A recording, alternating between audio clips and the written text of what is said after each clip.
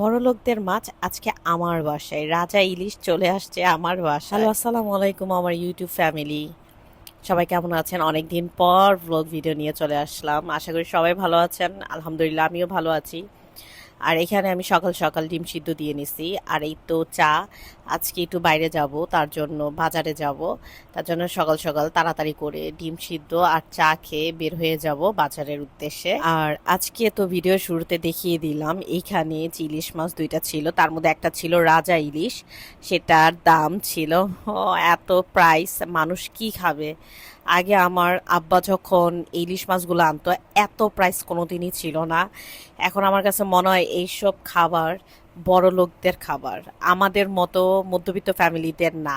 আমার ভিডিও যদি আপনাদের কাছে ভালো লেগে থাকে অবশ্যই একটা সাবস্ক্রাইব করবেন। এই তো বাজারে এখানে চলে আসছি। আর এটা হচ্ছে পদ্মা নদী।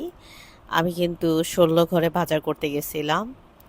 বেশিরভাগ সময় আপনার ভাইয়ারাই যায়, আমি মাঝে মাঝে যাই দুই এক সময়, কারণ আমার বাজার যেতে বেশি একটা খুব একটা ভালো লাগে না, কারণ বাজার আমার খুব পছন্দের জায়গা না। সরি সরি সরি, এটা ভাগ্যকুল বাজার। এবং ভাগ্যকুল বাজারে কি কি পাওয়া যায় আজকে থাকবে এই ভিডিওতে। এখানে আমি মোটামুটি দেখলাম যে শ্রীনগর বাজারের মতোই বড় একটা বাজার।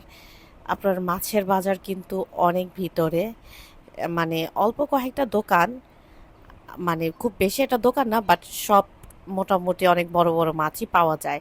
মানে সেটা আমি বুঝলাম যে এখানে। আর আর মাশাল্লাহ এইখান দিয়ে এত সুন্দর ভিউ দেখা যাচ্ছিল, মনে হইতেছে কোনো এক রিসোর্টে চলে আসছি। তারপর এই তো। আর আমার কাছে মানে বর্তমান বাজারের দাম, মাছের দাম শুনলে মনে হয় কি মাছটা এখন আমাদের জন্য লাক্সারি একটা খাবার হয়ে গেছে। আমি জানি না এটা আমার কেন মনে হয়।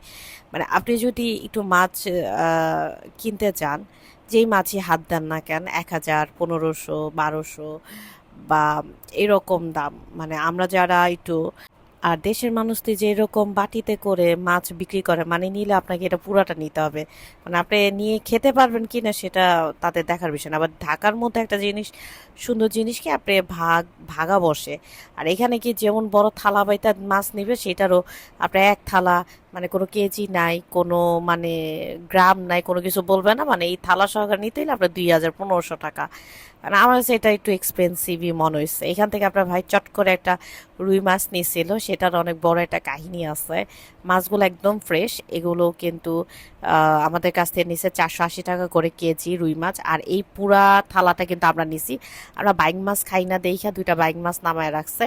আর এই পুরা থালার মধ্যে ছিল 2 পদের মাছ, কোনো পাঁচমিশালি মাছ ছিল না। মানে সে আবার দামাদামি টাপাটাপ করে ফেলায়, এটা হলো তার একটা সমস্যা।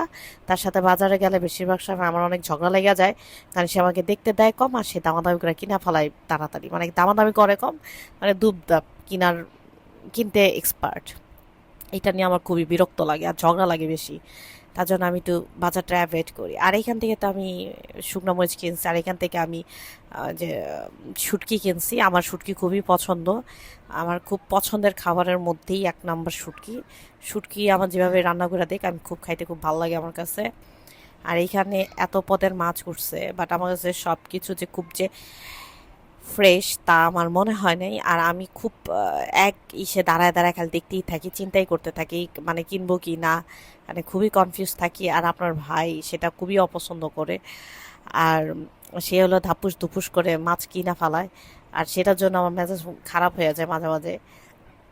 আর এইখানে আপনি যত বেশি চালাক হন না কেন, এই মাছওয়ালাদের কাছ থেকে জীবনে কোনো দিন জিততে পারবেন না, জীবনেও না। তাদের যে কি বুদ্ধি, মানে তাদের সাথে দামাদামিতেও পারবেন না। মাছ না চিনতে পারলে তো কোনো কথাই নেই। আর এই তো এই রুই মাছটা নিছিলাম, পরে আমরা অনেকক্ষণ দাঁড়ায় ছিলাম রুই মাছটা মানে কাটার জন্য। পরে লাস্টে মানে আমরা এত মাছের সিরিয়ালের পর এই মাছটা পড়ছে যে আমরা পরে লাস্টে মাছ রাইখাই চলে আসছি বাসায়। এই হচ্ছে এই মাছের হিস্টোরি। সেই মাছ আমার আবার সন্ধ্যার পর আমার বাসায় গেছে। বুঝেন, রিজিক যদি থাকে তাহলে ওই পাহাড়ের চূড়ার নিচেও থাকলেও আপনার আসবেই। এটা সত্যি। ইনশাল্লাহ আপনার কপালে আল্লাহ যদি ইনশাল্লাহ রিজিকে যদি লেখা রাখে, আল্লাহ নিজে যদি লেখা রাখে, সত্যি ওইটা আপনার কপালেই আসবে। মানে এই পাশাপাশি কলা কিনে নিয়ে গেলাম, দেখলাম এগুলি সব মোটামুটি চরের চরের বলতে মানে চরের থেকে অনেক শাক সবজিও আসছে এখানে, একদম ফ্রেশ দেখলাম তাই নিয়ে নিলাম। আর কলা তো মাশাল্লাহ ভালো কলা পাইছি, তার জন্য কলা নিয়ে নিলাম। আর এইখান থেকে আমি একটা পাটা নিছি 300 টাকা দিয়ে। এই হচ্ছে আমার ফুল বাজার। আর এখানে আমি মাছ আইনা ঢালতেছি, কারণ এগুলি সব এখন দে মানে গুছাবো। কারণ আমি একেবারে প্রায় 15 দিনের বাজার করি, 1 মাসের মাছের বাজারটা আমি করি না। কারণ মাছ বেশি দিন ফ্রিজে থাকলে আমিও খাইতে পারি না, মানে ঘরের মানুষগুলোও খাইতে পারে না। মানে আমার কারণ জানি মনে হয় মাছ বেশি দিনের বাজার করলে না ওই টেস্টটা থাকে না। হাইস্ট 10 দিন বা 15 দিন আনাফ, এর বেশি মাছ বাজার আমার কেন জানি ভালো লাগে না। মাছ মাংস বোথ আমার একটুও পছন্দ না। মানে ফ্রেশ আনবো, ফ্রেশ খাবো, এইটাই আমার কাছে ভালো লাগে। আর মাছ বেশি দিন ফ্রিজে থাকলে খেতেও ভালো লাগে না, টেস্টটা নষ্ট হয়ে যায়। আর এই যে দেখাইলাম না ওইখানে যে 2 পদের 2 মিশালি মাছ, সেটার থালাটা নিছে আমাদের কাছ থেকে 1400 টাকা। তার মানে ওইখানে কোনো কেজি দরের কোনো বিষয় না, ওইখানে আপনার থালা পছন্দ হবে এরকম দাম বলবে, ওইটাই আপনার নিয়ে আসতে হবে। বাট বেলে মাছগুলো কিন্তু খুবই মজার ছিল। আর এগুলো যখন কাটা হয়েছে তখন এগুলোর পেটে কিন্তু আমরা চিংড়ি মাছ, শামুক মানে এগুলো পাইছি, তখন বুঝলাম যে না এটা পিওর নদীর মাছ মাশাল্লাহ। আর এখানে কিছু আধা কেজি পাবদা মাছ নিয়ে আসছিলাম। পাবদা মাছের কেজি ছিল 400 টাকা। আমি এখানে আধা কেজি আনছি। আমার ছেলে তো এরকম ছোট ছোট মাছ খাবে না, তার জন্য ওর জন্য পাবদা মাছ নিয়ে আসছি। আর এইখানে এই যে বললাম না শুটকি আনছি, এই যে এই শুটকিগুলো নিয়ে আসছিলাম 250 গ্রাম। এগুলো বাঁশপাতা শুটকি বলে। এই শুটকিটা খেতে এত মজার যে আপনি সব ভর্তা বানাও খেতে পারবেন, মানে সব কিছু দিয়ে খেতে পারবেন। আর এই শুটকি আর শাক দিয়ে খাওয়ার জন্য আমি এই কলমি শাক নিয়ে আসছি। কলমি শাকটা এত মজার। আর এই যে বললাম না চরের থেকে আমি মানে চরের থেকে যে কলাগুলো আসছে সেগুলো মানে এত ফ্রেশ দেখছি যে আমি তাড়াতাড়ি করে নিয়ে ফেলছি। আর এই তো ওগুলো গুছাইয়া একটু পুকুর পাড়ে আসলাম। এই যে কি সুন্দর করে হাঁসগুলো ভাসতেছে, এত ভালো লাগতেছিল দেখতে। আর তার পাশে আসছে আমার মাটির চুলার খড়ি, মানে আমার খড়ি একদম পুরো ভিজে একাকার, কারণ ওই খড়িগুলো চালানো যাবে না। তার জন্য আপনার ভাই কি করছে, বাজার থেকে খড়ি পাঠাইয়া দিছে, বলে রিসিভ করো। এই তো রিসিভ করার জন্য দাঁড়ায় রয়েছি। এই খড়িগুলোর প্রাইস নিছে কত, 1700 টাকা মন, মানে 1 মন। তা আমি বলছিলাম কমাইনো, এই যে এখানে শুকাইতে দিছি, আমার অনেকগুলা খড়ি নষ্ট হয়ে গেছে, ভিজে গেছে। তো কাজ করা যায় না, রান্না করা খুব কষ্টকর হয়ে গেছে। আর বৃষ্টির দিনে মানে আমি একটা জিনিস বুঝলাম যে দেশ গ্রামের মানুষের অনেক কষ্ট হয় খড়ির, যারা মাটির চুলায় রান্না করে। কারণ রাখার জায়গাটা যদি কম হয় তাহলে তাদের রান্না বান্না করতে অনেক কষ্ট হয়। কারণ খড়ি যদি একবার ভিজে যায় সেগুলি সহজে শুকায় না। আর এইখানে আমার মাছ কেটে দিতেছে, আমি প্রথমে কতগুলো কেটে নিয়েছি রান্না করার জন্য।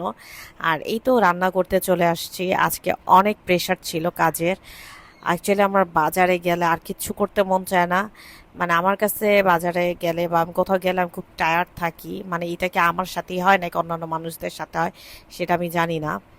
আর এই তো এখানে আমি পেঁয়াজ ভেজে নিচ্ছি, কারণ আজকে আমি এখানে ওই যে 2 মিশালি মাছটা রান্না করবো একটু ঝাল ঝাল করে।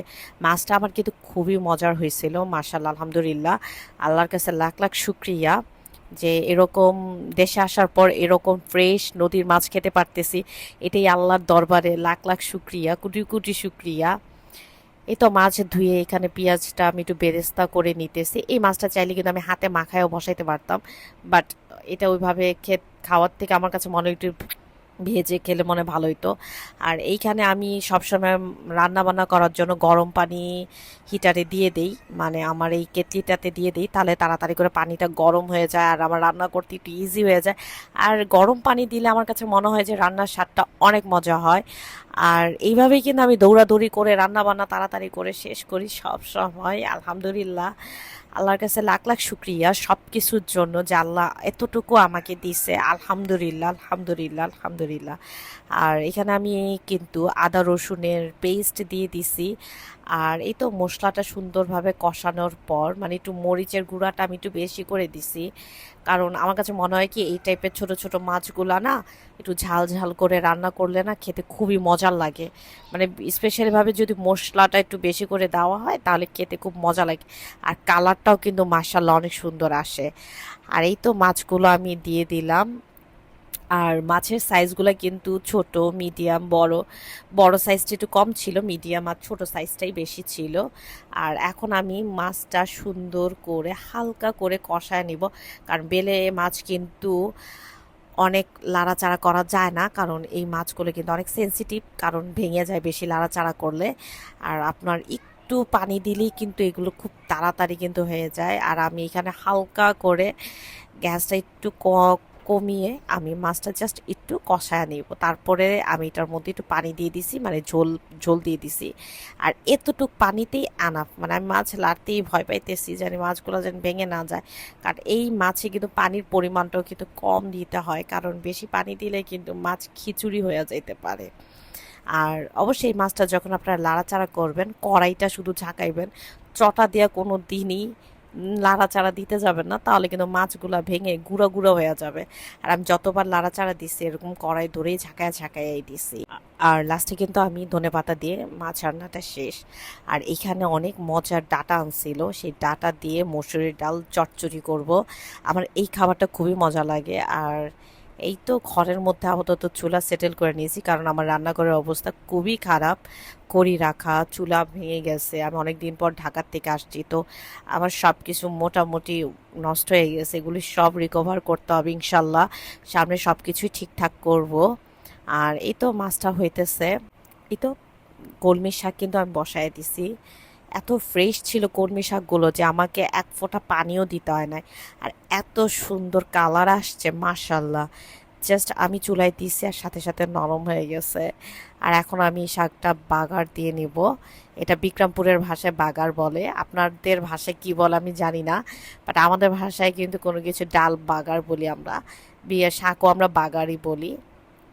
এই তো রান্নার পাশাপাশি দেখতেছে এখানে আসছে চাল কুমড়ো পাড়তে। তো চাল কুমড়োটা এত বেশি মানে বয়স হয়ে গেছে যে চাল কুমড়োটা একদম পুরো অ্যাডাল্ট হয়ে গেছে। এখন আমি বসে বসে চিন্তা করতেছি এই চাল কুমড়াটারে দিয়ে আমি কি রান্না করব, বাট এটা দিয়ে তো খুব আহামরি কিছু আমি রান্না করে খেতে পারবো না, কারণ এইটাকে দিয়ে হয়তো বা আমি মোরব্বা বানাইতে হবে, নাহলে কুমড়োর বড়া বানাইতে হবে। এটা হয়তো বা অনেকেই জানেন। কুমড়োর বড়া হয়তোবা এটা হয়তোবা যশোরের একটা খাবার, বিক্রমপুরের না। এখন আমরাও খাই, বিক্রমপুরের মানুষরাও খাই, কিন্তু এত ভার হয়ে গেছে, এটা প্রায় 4.5 কেজির মতন ছিল ওজন। তো ওইটাই কাটতে পারতেছে না, খুবই ওয়েট ছিল, ওইটা ধরতেই পারতেছিল না, প্লাস কাটতে। আর কুমড়োর কিন্তু সারা শরীরে শুং থাকে, তাই এটাকে কিন্তু ধরা খুবই রিস্ক, কারণ সারা হাত পায়ে কিন্তু এটা কিন্তু শুং ঢুকে যায়। ঠিক আছে, এইখানে মাশাল্লাহ আরও একটা কুমড়ো ধরছে, সবাই অবশ্যই মাশাল্লাহ বলবেন। আর এই তো আমি কিন্তু কুমড়োর ফুলের বড়া খেতে কিন্তু খুবই পছন্দ করি, অনেক দিন মনে ধরে ধরে বলতেছি যে কুমড়োর বড়া খেতে হবে, বাট আমি সময় পাইতেছি না। আর যখন সময় পাই তখন আমি একটু রেস্ট নিই, এই রেস্ট নেই বা হয়তো অন্য কিছুতে আমি বিজি থাকি। কুমড়োর ফুলের বড়া খেতে কিন্তু খুবই মজা লাগে, মানে পাকোড়া, ওটা খেতে কিন্তু খুবই মজা, অনেক টেস্ট। আর এই তো চাল কুমড়োটা ঘরে নিয়ে আসছে, এটা দিয়ে কী করে খাওয়া যেতে পারে অবশ্যই আপনারা একটু কমেন্টস করে জানাবেন, এটা দিয়ে কী করলে আমি কি মানে খুব সহজভাবে কিছু করতে পারবো। আর এই তো ওয়েট দেওয়ার জন্য এটার ওয়েট মেশিনে দিতেছে, কিন্তু আমি ঠিকটা বলছিলাম, মানে সে বলতেছে 8 কেজি হবে, আমি বলছি না এটা 5 কেজি হবে, এর বেশি হবে না। আমারটাই হয়েছে, এটা 4.5 কেজি হয়েছে। তো সেটা নিয়ে আমরা ওজন করতেছিলাম। আর এই তো 4 কেজি 235 গ্রাম, মানে 4.5 কেজি। আর এইখানে আমি শুকনো মরিচ মেলে দিতেছি, 2 দিন ধরে দেশের অবস্থা খুবই খারাপ, বৃষ্টি আর বৃষ্টি। আর এমন টাইমে আমি শুকনো মরিচ বাজার থেকে কিনে আনছি, মানে আমি নিজেই চিন্তা করতেছি এগুলো কী করব।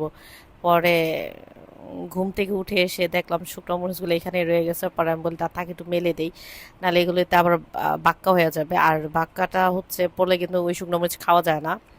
তো এখানে একটু পানি ঝরার জন্য মেলে দিলাম বিকালবেলা। আর এই তো পাশে আমি আবার চা বসাইছি, বিকালবেলা ঘুম থেকে উঠলে না একটু চা লাগে, সবারই কম বেশি হয়তো বা চার প্রতি নেশাটা একটু বেশি। আমি এখন চাটা খাওয়া কমায় দিছি, একটু বেশি খেতাম। এই যে 2টা মুরগি নিয়ে আসছে, আমার আগের মোরগটার সাথে যে মুরগিটা ছিল সেটা শিয়াল নিয়ে গেছে, মোরগটা একলা থাকে তার জন্য দুইটা মুরগি নিয়ে আসা হয়েছে। এখন আমার ছেলে এখন নতুন দেখে দুইটাকে বেঁধে রাখা হয়েছে, যে পর্যন্ত বাসা না চিনবে সে পর্যন্ত মানে এই মুরগি দুটাকে ছাড়া হবে না, 3-4 দিন পর্যন্ত এবার বেঁধেই পালতে হয় মুরগিদের। তাহলে আপনার ঘরের চিনবে যে না, দিন শেষে আপনার ঘরে ইনশাল্লাহ চলে আসবে। আর এই তো ছোট জন মুরগিকে এমনভাবে কুলে নিচ্ছে, মুরগিটা একদম পুরা হার্ট ফেল অবস্থা, আর সে শক্ত হয়ে গেছে। আর তার কথা হলো আমি মুরগিকে আদর করব, মানে সে কিভাবে আদর করবে না করবে সব এক্সপার্ট। আর এই তো মাগরিবের টাইমে আপনার ভাই সেই কই মাছ নিয়ে আসছে এতগুলা, সেই কই মাছ কাটতে কাটতে আমার বেজে গেছে রাত 9টা। মানে কই মাছ কেটে গেছে গোসল করতে। আরে আমার কি ইতিহাস সেই দিনটা, যে আমার মনে পড়লো এখন কান্দন আসতেছে আমার কাইন্ড অফ, মানে এত খারাপ লাগছে। মানে আমি মনে হচ্ছে জিয়ায় রাখবো, পরের দিন আমি আরেকজনকে দিয়ে কাটাবো। তো এই যে আমাদের সেই রাজা ইলিশ, আগে ছিল ইলিশ মাছ, আর এখন ইলিশ মাছেরও নাম হয়েছে রাজা ইলিশ। এই মাছের দাম নাকি 6,000 টাকা। আসলেই কি এটা কি আমাদের জন্য, মানুষদের জন্য?